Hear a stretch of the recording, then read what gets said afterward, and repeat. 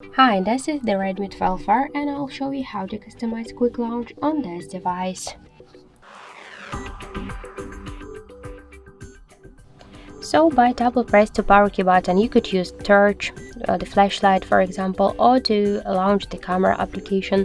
And if you want to use these options but you don't know how to do that, you should first launch the settings application and then scroll all the way down to additional settings. Click here to gesture shortcuts, tap to turn on torch. Use this switcher to activate this option, and now by double press the power key button, we could see that the flashlight successfully activated. If you want to turn off this option and for example to switch to launch the camera app by double press the power key, you should turn off the switcher in turn on torch section, go back, tap to launch camera, click to double press the power button switcher and now press twice power key, and we could see that the camera app successfully activated. So that's it, thank you for watching, and if you find this video helpful, leave thumbs up and subscribe.